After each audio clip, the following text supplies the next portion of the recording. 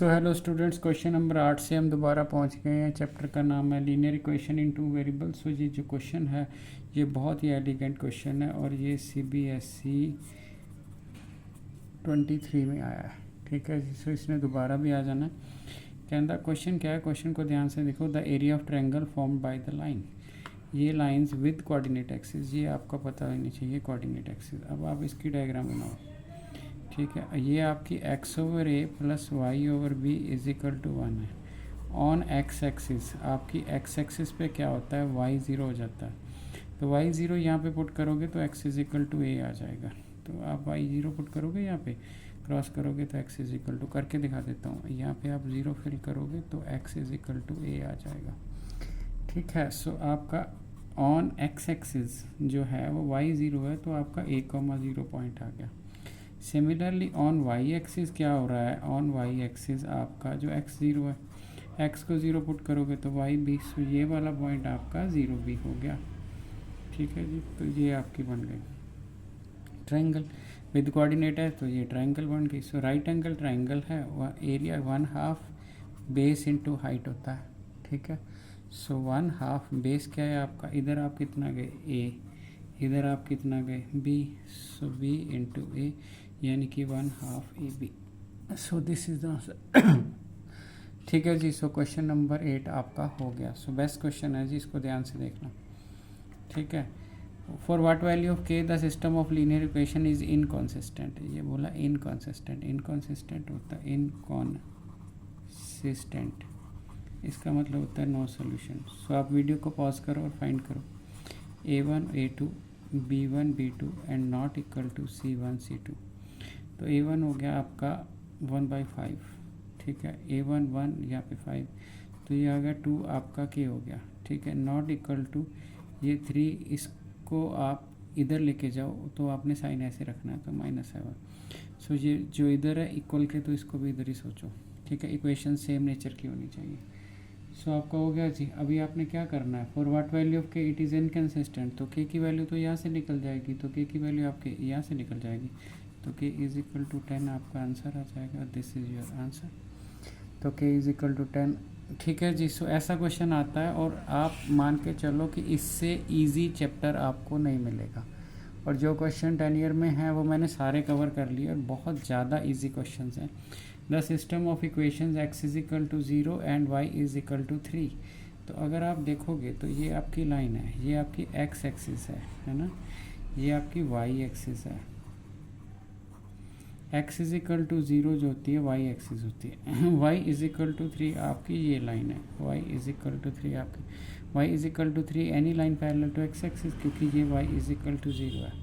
आपकी basic line कौन सी है, एक तो आपकी x इज इक्वल टू 0 है, दूसरी लाइन आपकी y इज इक्वल टू 3 है। यहाँ पे ये कट कर रहे हैं, यहाँ पे x 0 y 3 आ रहा है, तो इसका मतलब आपका क्या होगा। सो पहले वाली ऑप्शन की है आपके पास यूनिक सोल्यूशन।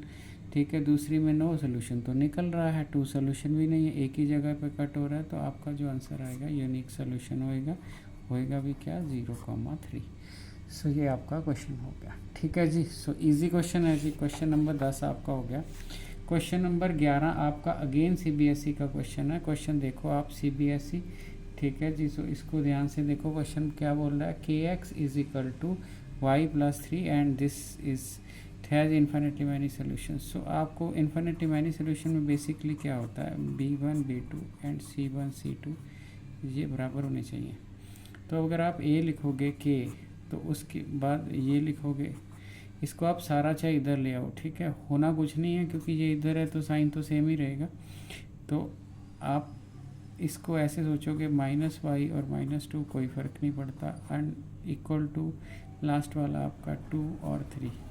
सो आप बड़ा ध्यान से देखो, अभी लालच नहीं करना आपने, यहाँ से क्रॉस करो और 3 बोल दो, या यहाँ से क्रॉस करो तो 4 बोल दो, आपको लालच आएगा। आप देखो क्या मैं ऐसे लिख सकता हूँ, क्या ये ठीक है। मेरा ख्याल है कि 1/2 इज इक्वल टू 2/3, ये तो कुछ ठीक नहीं हुआ। सो आपने इक्वेशन एज ए होल देखनी है, आपने ऐसे नहीं देखना कि मेरा तो जी क्रॉस होके 6, k की वैल्यू मेरी 3 आ गई, अगर उधर उस तरफ क्रॉस कर दूँ तो 4 है, 3 और 4 आ जाएगा, ऐसा नहीं है। So value does not exist है। सो CBSE में है, इसको नोट इट करना है, इसको ध्यान से देखना है। ठीक है, कि आप गलती ना कर दो। सो CBSE आप इसको 10 ईयर में मिला लेना, 2023 में आया। ठीक हो गया जी। क्वेश्चन नंबर 11 आपका हो गया। क्वेश्चन नंबर 12 पे आ गए।